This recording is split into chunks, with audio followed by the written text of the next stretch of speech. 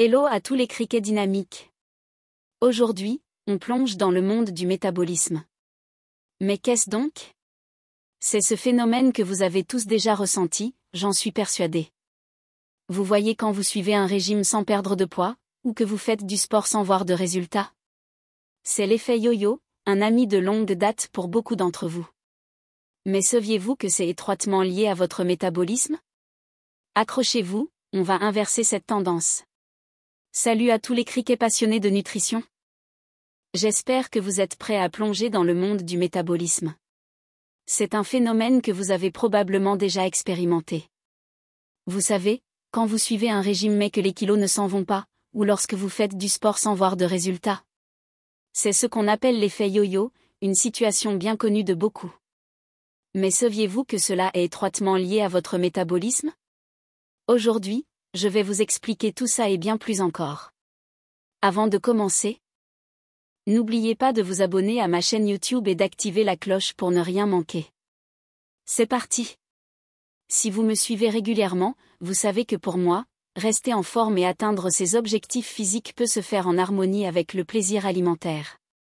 Sur mon blog et sur Instagram, je partage chaque jour des recettes délicieuses et je vous montre que bien manger peut être un vrai plaisir. Cependant, la nutrition peut rapidement devenir un cauchemar si l'on se lance dans des régimes très stricts. Au début, on est motivé, prêt à faire des efforts pour atteindre nos objectifs. On réduit les portions, on fait beaucoup de sport, et ça marche. On voit des résultats, ça encourage. Mais rapidement, ça déraille. Toutes ces restrictions ont un impact sur le corps, ça engendre de la frustration, c'est comme une obsession de contrôle qui aboutit souvent à l'échec.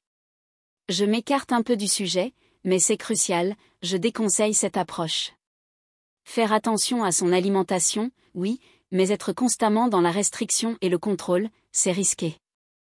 Une étude a montré le lien entre l'utilisation d'applications pour compter les calories et le développement de troubles du comportement alimentaire.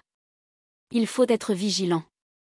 Racontez-moi en commentaire vos expériences avec ce type d'application, ça m'intéresse. Bon, fin de la parenthèse, reprenons. Cette frustration mène à l'échec, avec toutes ses conséquences, perte de motivation, manque d'envie d'efforts supplémentaires, perte de confiance en soi. Même en faisant beaucoup de sport, on a l'impression que rien ne change, que notre corps nous en veut pour le moindre écart.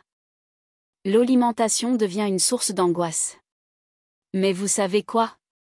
Vous n'êtes pas nul, votre corps n'est pas votre ennemi, et vous n'êtes pas moins capable que les autres. Manger avec plaisir tout en atteignant ses objectifs, c'est possible. Mais comment, me direz-vous? C'est là que le métabolisme entre en jeu, un peu de technique en perspective. Le métabolisme, c'est la quantité d'énergie que votre corps utilise pour ses fonctions vitales, c'est-à-dire les calories que vous brûlez sans rien faire. Incroyable, n'est-ce pas? Ça représente 60% de votre dépense énergétique. Et pour vous montrer que je n'exagère pas, voici une étude qui évoque même une dépense de 2/3. Par exemple, si vous dépensez 2000 calories par jour, votre corps en brûle 1200 tout seul, sans effort. Pas mal, non?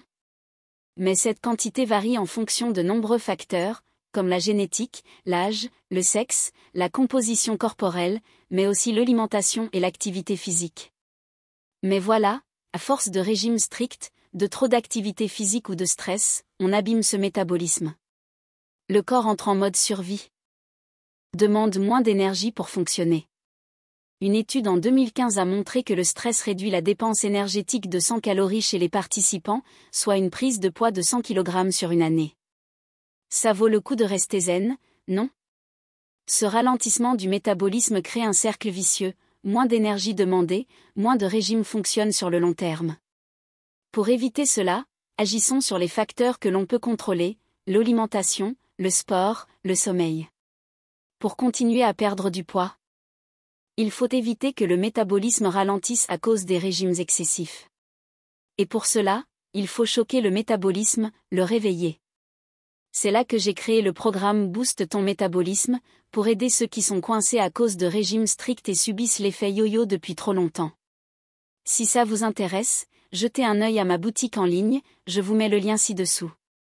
Voilà, c'était la minute promo, revenons à nos moutons. Après une perte de poids, le corps a tendance à reprendre ce qu'il a perdu, c'est un mécanisme physiologique. Entre hormones et métabolisme, contrer ce mécanisme de défense n'est pas simple. Mais rassurez-vous, c'est possible. Faire de l'alimentation votre allié pour atteindre vos objectifs, c'est faisable. J'ai rencontré de nombreuses personnes bloquées dans cette situation, mais une fois la bonne approche trouvée, ce n'est pas si compliqué de s'en sortir. Il existe des astuces pour booster votre métabolisme, comme boire de l'eau froide qui permet temporairement d'augmenter sa dépense énergétique de 30%. Pas mal, non? En résumé, prenez soin de votre métabolisme au quotidien. Alternez les phases d'entraînement et d'alimentation adaptées pour maintenir votre métabolisme à un niveau élevé.